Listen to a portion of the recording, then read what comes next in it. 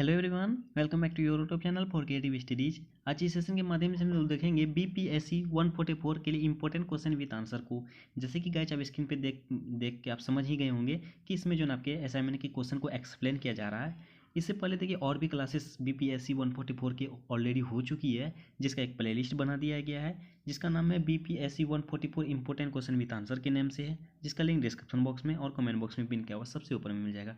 जैसा कि गाइस हम लोग असाइनमेंट के क्वेश्चन में 1 नंबर 2 नंबर ये हम लोग फर्स्ट शस्त्रकार फर्स्ट का जो हम लोग कर चुके हैं, उसके सेकेंड में जो हम लोग अब तक 1 नंबर और 3 नंबर कर चुके हैं। अभी इस सेशन में जो हम लोग ये 2 नंबर को करेंगे, दक्षिण एशिया में मुख्य भाषा विभाजन कौन से हैं, इसको हम लोग एक्सप्लेन करेंगे, इसको समझने की कोशिश करेंगे। ये भी इंपॉर्टेंट है। जैसे कि गाइस आप सभी को पता ही होगा कि असाइनमेंट के क्वेश्चन भी काफ़ी ज़्यादा इंपॉर्टेंट रहती है, तो इसको हम लोग देखना इंपॉर्टेंट रहेगा क्योंकि ये सिलेबस से ही है। चलिए टाइम वेस्ट ना करते हुए हम लोग देखते हैं क्या है दक्षिण एशिया में मुख्य भाषाई विभाजन। ओके, तो उसको देखें। चलिए देखिए गाइज, यहाँ से देखिए आप सभी, जैसे यहाँ देख सकते हैं 4 नंबर क्वेश्चन, दक्षिण एशिया में प्रमुख भाषाएं विभाजन कौन से हैं। मतलब कि दक्षिण एशिया में जो भी देश हैं उसमें कौन कौन सी भाषाएं हैं, कौन कौन सी मतलब कैसी विभाजन की गई है, उसके बारे में, उसकी समस्याएं, उसके बीच में क्या क्या आई है, उसके बारे में बताने को कहा जाएगा। देखिए ये भी इंपॉर्टेंट रहेगा, हो सकता है कि ये एग्जाम में देखने को मिल जाए। ओके ना, तो इसको देखिए आप सभी, सुनिए। दक्षिण एशियाई जातीय समूह भारत, पाकिस्तान, बांग्लादेश, नेपाल, भूटान, मालदीव और श्रीलंका के राष्ट्रों सहित दक्षिण एशिया की विविध आबादी का एक जातीय समूह है। ये जो ना दक्षिण एशियाई जो है दक्षिण एशिया के उसमें लगभग 7 से 8 देश आते हैं। जैसे भारत हो गया, पाकिस्तान हो गया, बांग्लादेश हो गया, नेपाल हो गया, भूटान हो गया, मालदीव हो गया, श्रीलंका, ये सभी जो ना देश हैं, राष्ट्र हैं। इसके साथ साथ जो है इसमें जो ना वो अलग अलग प्रकार के अलग अलग आबादी तरीके से वहाँ के जातीय समूह, अलग अलग जातीय समूह हैं, अलग अलग तरीके से भाषाएं बोलती है। ओके, फिर आगे कहा जाता है कि जबकि अफगानिस्तान को दक्षिण एशिया और मध्य एशिया दोनों का हिस्सा माना जाता है। ये जो अफगानिस्तान जो है वो अपना दक्षिण एशिया के भी आधा भाग हैं और उसके बाद मध्य एशिया दोनों का हिस्सा माना जाता है। मतलब कि कुछ कुछ पार्ट ऐसे हैं जो दक्षिण एशिया और मध्य एशिया के भी हैं। जैसे कि देखिए आप कुछ, जैसे जम्मू कश्मीर का भी हाल ही में अभी जो आप सभी जानते ही होंगे, पाकिस्तान बोल रहा है कि मेरा है, हिंदुस्तान बोल रहा है मेरा है, जबकि ये साबित हो चुकी है इंडिया के अंतर्गत है। ओके, तो उसी तरह ठीक है, उसी तरह जो हम लोग एग्जाम्पल के माध्यम से समझ सकते हैं ना। उसके तो ये अफगानिस्तान भी दक्षिण एशिया और मध्य एशिया के दोनों हिस्सों का माना जाता है। अफगान आमतौर पर दक्षिण एशियाई जाति समूहों में शामिल नहीं होते हैं। ये जो है ना अफगानिस्तान जो है अपना दक्षिण एशिया में जो भी भाषाएं बोली जाती है उसमें शामिल होने की कम ही प्रयास करते हैं, कम ही कोशिश करते हैं ना, मतलब शामिल नहीं होते हैं। वो मध्य एशिया के भाषाई जातीय समूहों में शामिल होने की कोशिश करते हैं। ओके, आगे आगे कहा जाता है अधिकांश आबादी 3 बड़े भाषाई समूहों में आती है।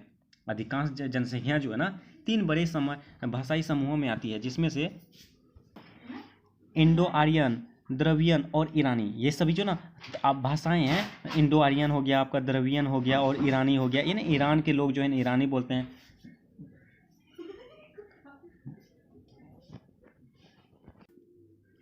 भारतीय, नेपाली और श्रीलंकाई समाज परंपरागत रूप से जातियों या कुलों में विभाजित हैं। ये जो है भारत हो गए, नेपाल हो गए, उसके बाद श्रीलंका, ये सभी समाज जो है ना वो परंपरागत के रूप से अलग अलग प्रकार के जाति, अलग अलग प्रकार के कुल के में बंटवारा किया हुआ है, जो मुख्य रूप से श्रम विभाजन पर आधारित है, जो उसके कामों पर श्रम पर विभाजित है। 1947 में स्वतंत्रता के बाद इन श्रेणियों को भारत में कोई आधिकारिक दर्जा नहीं मिला है। ये जो है जब भारत आज़ाद हुआ उसके बाद से जो है ना ये इस श्रेणी को जो है ना भारत में कुछ महत्वपूर्ण दर्जा नहीं मिला है, सिवाय अनुसूचित जातियों और जनजातियों के, जो छोटे छोटे जाति के लोग हैं उनको। उसके बाद सकारात्मक कार्रवाई के उद्देश्य से पंजीकृत किया गया। छोटी छोटी जातियों के लिए देखें ना बहुत सारी चीज़ें हैं, जो ना SC ST वालों के लिए बहुत सारी छूट दी गई है, बहुत सारी योजनाएं हैं। ये सभी चीज़ें हैं जो सकारात्मक कार्रवाई उद्देश्य पंजीकृत किए हैं। आज के भारत में जनसंख्या को बोली जाने वाली 1652 मातृभाषाओं के संदर्भ में वर्गीकृत किया गया। यानी कि भारत में जो है टोटल 1652 मातृभाषा के रूप में जानी जाती है। 1652 भाषाएं बोली जाती है अलग अलग जगहों पे, अलग अलग क्षेत्रों पे। ओके, इन समूहों को आगे कई उप समूहों, जातियों और जनजातियों में विभाजित किया गया है। ये इस समूह को जो ना आगे कई जैसे समूह होता है, उससे छोटा जो होता है उप समूह होता है, उसके जाति हो गया, जनजातियों में विभाजित किया गया, बंटवारा किया गया है।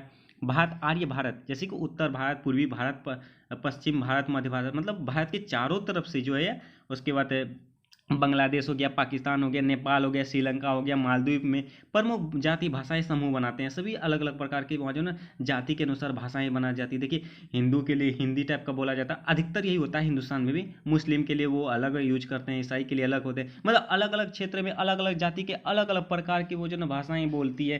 क्योंकि ये 1652 भाषाएं हैं, तो अलग अलग क्षेत्रों पे अलग अलग तरीके से भाषाएं बोली जाती है। ठीक उसी प्रकार अलग अलग देशों में भी उसी तरह से बोला जाता है। जैसे बांग्लादेश हो गया, वहाँ पे अलग भाषाएं बोली जाती है। पाकिस्तान में हिंदी और अलग भाषा बोले, हिंदी भी बोली जाती है, ऐसा नहीं। देखिए वही वही प्रकार है, इसी प्रकार से आप समझ सकते हैं अलग अलग प्रकार के जातीय समूह बनाते हैं। द्रविड़ दक्षिण भारत, श्रीलंका के उत्तरी और पूर्वी क्षेत्रों और पाकिस्तान के एक छोटे से हिस्से में प्रमुख जातीय भाषाई समूह बनाते हैं। ओके, दक्षिण एशिया में ईरानी लोगों को भी महत्वपूर्ण उपस्थिति है। दक्षिण एशिया में जो ईरानी लोग भी काफ़ी हद तक इसमें उपस्थित हैं, प्रेजेंट हैं, जिसमें से अधिकांश बलूचिस्तान और खैबर पख्तूनख्वा में भारी सांद्रता के साथ पाकिस्तान में स्थित है। ये ईरानी जो है ये बलूचिस्तान हो गया, खैबर पख्तूनख्वा में, ये जो ना काफ़ी जनसंख्या के रूप में ये पाकिस्तान में पड़ता है, वहाँ पे स्थित है। ओके ना। उसके बाद जिनमें से अधिकांश बलूचिस्तान और खैबर पख्तूनख्वा में भारी संख्या। दर्जी लोगों को इंडो आर्यन भाषा समूह से संबंधित के रूप में वर्गीकृत किया जाता है। दर्जी लोग जो हैं वो इंडो आर्यन के रूप में जो वहाँ की भाषाएं के रूप में संबंधित, मतलब भाषाएं बोलती हैं इंडो आर्यन, दो मिलावा चीज से संबंधित, यानी कि इंडोनेशिया हो गया, ईरान ये उसके बाद आर्यनों के साथ जो है भाषाएं हुआ उसको मिक्सचर करके इसको वर्गीकृत किया जाता है। जो इंडो आर्यों के बीच अल्पसंख्यक होते हैं, जो इंडो, हालांकि उन्हें कभी कभी इंडो आर्यन शाखा के बाहरी के रूप में भी वर्गीकृत किया जाता है। वे उत्तरी पाकिस्तान और जम्मू कश्मीर और लद्दाख भारत में पाए जाते हैं। जैसे उत्तरी पहले जो है ना आज़ादी से पहले पाकिस्तान, जम्मू कश्मीर, लद्दाख भारत में ही पाए जाते थे। ओके ना। उसके अल्पसंख्यक समूह जो किसी भी बड़े समूह में नहीं आते हैं, जो अल्पसंख्यक हैं वो किसी भी बड़े समूह में नहीं आते हैं। उसके बाद ज़्यादातर ऑस्ट्रो एशियोटिक और तिब्बती बर्मन भाषा परिवारों से संबंधित भाषा बोलते हैं। ये ऑस्ट्रेलिया और एशिया जो है, ऑस्ट्रो एशियाटिक मतलब हो गया कि ऑस्ट्रेलिया और एशिया दोनों, और इसके जो तिब्बती बर्मन जो है ये सभी भाषाएं जो ना परिवार से संबंधित भाषा बोलते हैं। इसके ऑस्ट्रेलिया के और एशियाटिक हो गया, ये तिब्बती बर्मन हो गया, ये सभी जो ना उसके परिवार में उसके परिभाषा के रूप में बोला जाता था। और बड़े पैमाने पर लद्दाख और पूर्वोत्तर भारत, नेपाल, भूटान और बांग्लादेश में चटगांव पहाड़ी इलाकों के आसपास रहते हैं। ओके। अंडमान के कुछ द्वीपों में रहते हैं। अंडमानी जो थे वो अंडमान की कुछ द्वीपों पे रहते थे और अलग भाषा बोलते थे। मतलब ये जैसे बताया ना, अलग अलग तरीके से अलग अलग क्षेत्रों में अलग अलग प्रकार की भाषाएं बोली जाती थी, अलग अलग प्रकार के वो जाति के लोग होते थे।